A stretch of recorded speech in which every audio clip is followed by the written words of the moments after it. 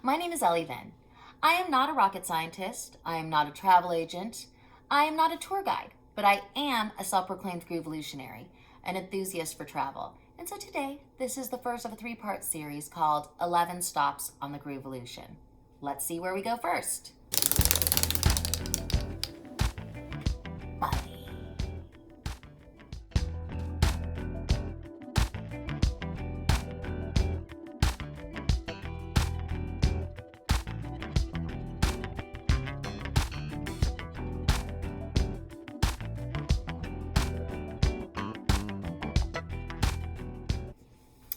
So this 11 Stops on the Groovalution series is inspired by my love of travel and how it affects me creatively.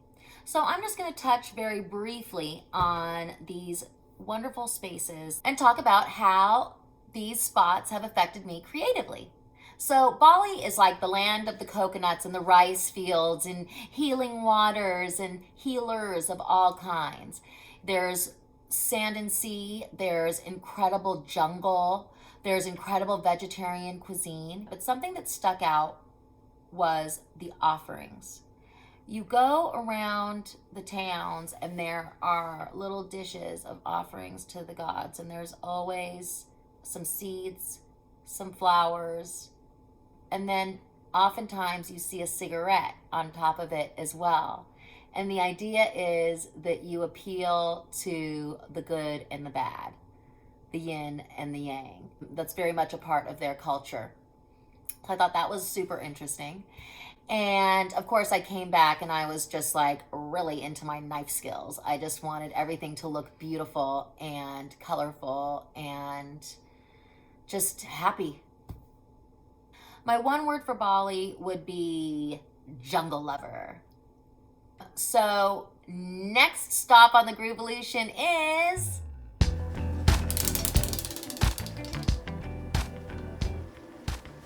India. Oh my gosh, what a treat. So my mother had passed away and so had my sister, and so I really needed to go far away and see different things. And so I went to the tip of India. After flying for 30 hours, you were picked up in a Honda. And then I went to a dock where I then was on a boat for 30 minutes as the sun came up. And it is some kind of beauty to behold. And these beautiful backwaters and jungle-like terrain. And then you soon see what is an incredible amount of poverty. But the people are so beautiful, so reverent. Every morning I would wake up, the sun would come up, you'd hear like kind of the paddling of some fishermen, and off in the distance you'd hear people chanting, like waking up with the sun. What really took me aback was this incredible reverence for life with no bells and whistles. The water, dirty water. The sky, a beautiful sky. The earth, a beautiful earth. But these humans were grateful and devoted. I went to a temple there and I met a man who literally had calluses on his shoulder, easily an inch deep, blackened, because during their worship, they actually carry statues on their shoulders, men in line, like 50 men in line with these big bamboo sticks, and they're carrying these like, crazy, God knows how much these things weigh. And he's a respected man because his calluses show his love for God. My word for India is devotion. So what's the next spot on the Groovalution? What's the next stop on the Groovalution, you may ask? Mexico! What do I say about Mexico and Mexico City?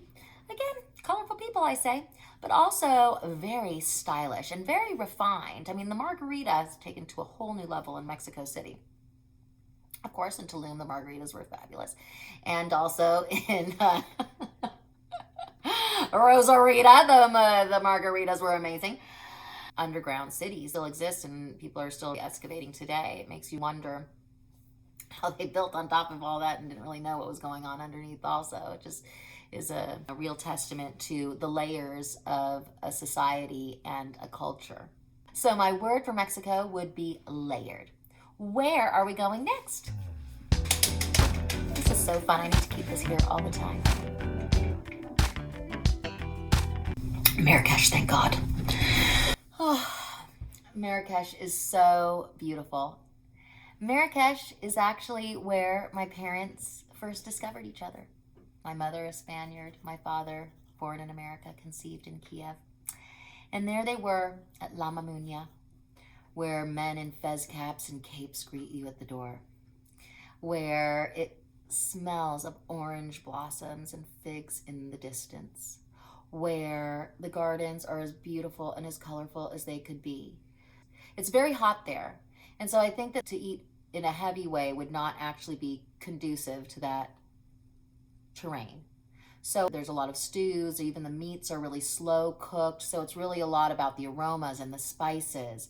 And again, really colorful. But for Marrakesh, I would give it to the spices over the color. The colors are there, but the spices are amazing. One thing that's amazing and irritating simultaneously is they have a spice called the lazy wife spice. So obviously I think that's kind of rude because if your wife is cooking for you, she's not lazy, okay? But it has 35 spices in it. And so basically you're covered. You're like, well, it's gonna have cinnamon, it's gonna have like turmeric, whatever. It's got all of it in there, but it basically is your spice man's favorite variation of all of these spices together. But they call it the lazy wife spice because they are sexist. Sorry, Marrakesh.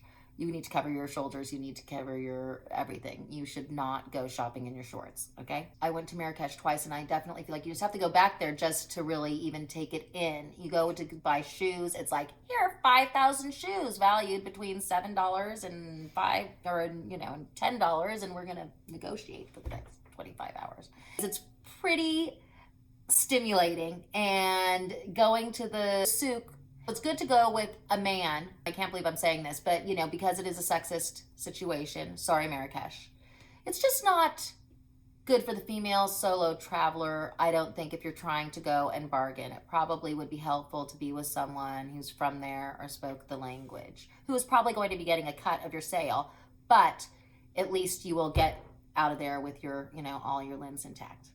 It's not that dangerous, actually. But the word for Marrakesh is spicy. So today we have talked about Bali, we've talked about India, we have talked about Marrakesh, and we've talked about Mexico City.